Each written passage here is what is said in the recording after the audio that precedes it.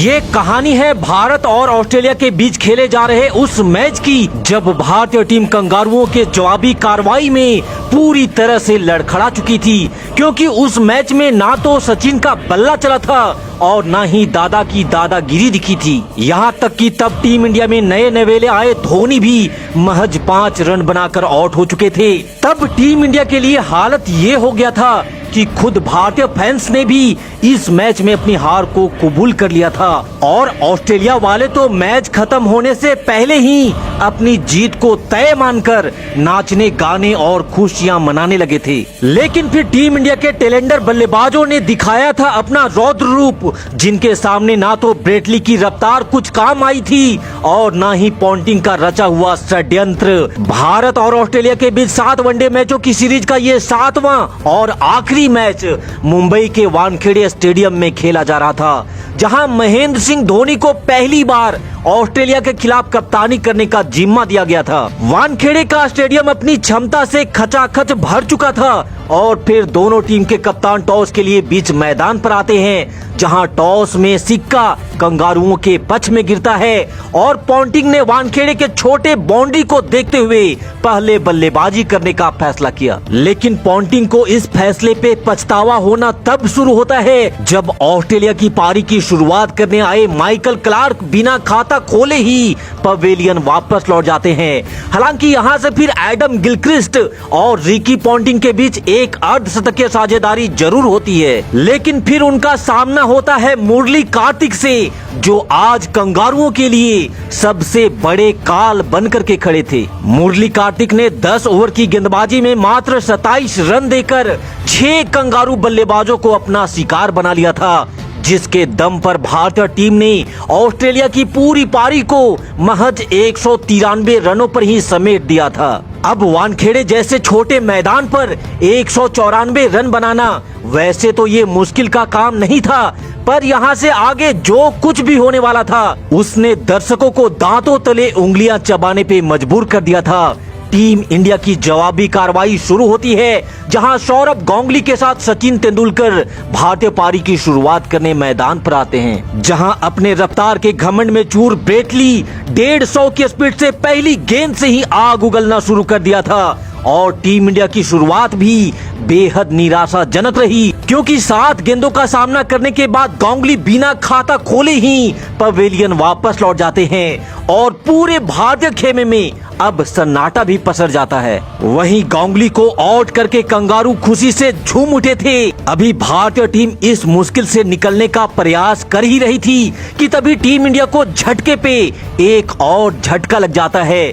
क्योंकि नंबर 3 पर बल्लेबाजी करने आए दिनेश कार्तिक को भी मिचेल जॉनसन ने बिना खाता खोले ही पवेलियन का रास्ता दिखा दिया था। बैक टू बैक लगातार 2 झटके देकर कंगारुओं ने पूरे हिंदुस्तान के दिल को तोड़ दिया था। तब सचिन का साथ देने युवराज सिंह बल्लेबाजी के लिए आते हैं, जहां पहली गेंद पर ही युवराज को एक खतरनाक यॉर्कर मारा जाता है, जिस पे युवराज आउट होने से बाल बाल बच जाते हैं। फिर यहाँ से सचिन ने युवराज के साथ मिलकर भारतीय पारी को आगे बढ़ाना स्टार्ट किया और अभी टीम इंडिया के खाते में महज कुछ रन ही जुड़े थे कि तभी टीम इंडिया को अब तक का सबसे बड़ा झटका लगता है और टीम इंडिया के सबसे बड़ी उम्मीद सचिन को भी ब्रेटली ने बोल्ड कर मानो टीम इंडिया की कमर ही तोड़ डाली थी। सचिन को आउट कर कंगारुओं का घमंड सर चढ़ करके बोलने लगा था, क्योंकि ऑस्ट्रेलिया इस मैच में पूरी तरह से वापसी कर चुका था और भारतीय बल्लेबाज प्रेशर में आ चुके थे।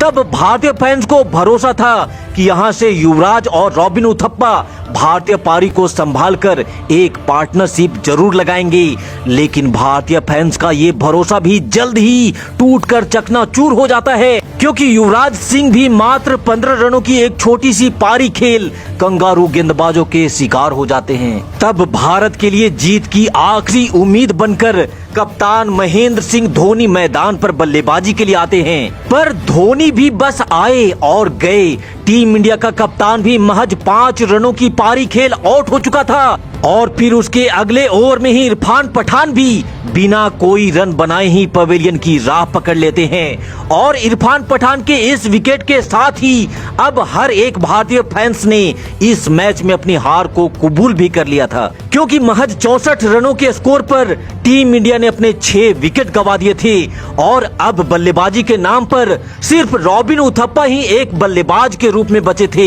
और बाकी निचले क्रम के कुछ गेंदबाज थे। यही कारण था कि ऑस्ट्रेलियाई खिलाड़ियों ने अभी से ही अपनी जीत को लगभग तय मान लिया था और जीत को तय मानकर सेलिब्रेट करना भी शुरू कर दिया था। यहाँ तक कि टीम इंडिया की इस हालत को देख आधा स्टेडियम भी अब तक खाली हो चुका था और टीवी देख रहे लोगों ने भी गुस्से में आकर टीवी को बंद भी कर दिया था। लेकिन इन सारी बातों से अनजान रॉबिन उथप्पा ने हरभजन सिंह के साथ मिलकर भारतीय पारी को आगे बढ़ाना स्टार्ट किया। हरभजन सिंह का भी स्वागत कंगारुओं ने एक खतरनाक बाउंसर के साथ करी, लेकिन उसके अगले ही गेंद पर हरभजन ने पलटवार करते हुए गेंद को हवा में उठाकर जोर से मारा और पलक झपकते ही गेंद सीधे दर्शक दीर्घा में दस्तक दे चुकी थी, जिसने बेजान से पड़े भारतीय समर्थकों के दिल में खुशी की लहर पैदा कर दी थी। लेकिन टीम इंडिया के लिए मंजिल अभी कोसों दूर थी, क्योंकि भारतीय टीम को जीत के लिए लगभग 125 रनों की अब भी जरूरत थी।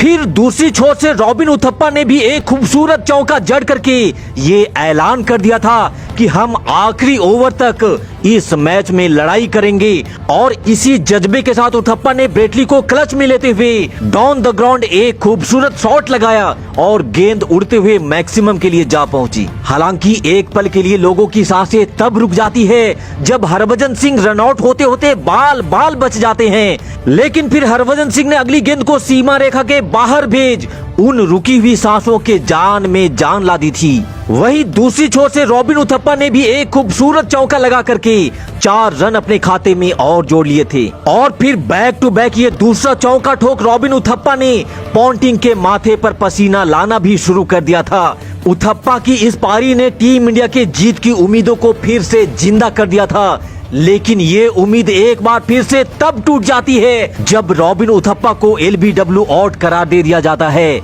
लेकिन उथप्पा ने 47 रनों की एक बेहतरीन पारी खेल करके टीम इंडिया के स्कोर को 129 रनों तक पहुंचा दिया था और अब जीत के लिए 65 रनों की जरूरत थी। तब मैदान पर थी हरभजन सिंह और जहीर खान की जोड़ी, जिसके दम पर ही टीम इंडिया जीत के सपने को देख रही थी। यहाँ से हरभजन और जहीर ने मिलकर सिंगल डबल का गेम खेलकर स्ट्राइक को रोटेट किया और भारतीय पारी को धीरे धीरे आगे बढ़ाना स्टार्ट किया और मौका मिलते ही जहीर खान ने करारा प्रहार करते हुए गेंद को सीमा रेखा के बाहर भेज 4 महत्वपूर्ण रन टीम इंडिया के खाते में और जोड़ दिए थे। लेकिन एक बार फिर से मिचेल जॉनसन टीम इंडिया के लिए मुसीबत बनकर सामने आता है और हरभजन सिंह को 19 रनों के निजी स्कोर पर पवेलियन वापस भेज देता है। 143 रनों के स्कोर पर टीम इंडिया अपना 8 विकेट गंवा चुकी थी और एक बार फिर से ये मैच ऑस्ट्रेलिया की झोली में जा चुका था, क्योंकि टीम इंडिया को जीत के लिए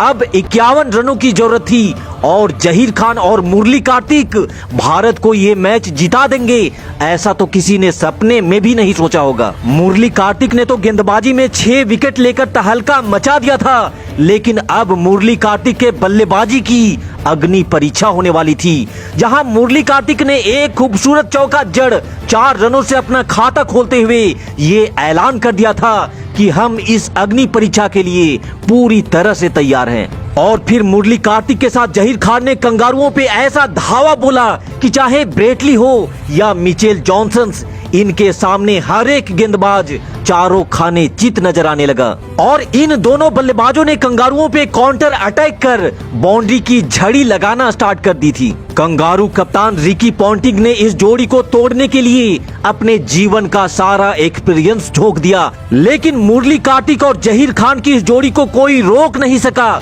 एक तरफ जहां मुरली कार्तिक ने 21 रन बनाए, वहीं जहीर खान ने भी 31 रनों की बेहतरीन पारी खेलते हुए लगभग हारे हुए इस मैच में कंगारुओं के जबड़े में हाथ डालकर इस मैच को निकाल लिया था।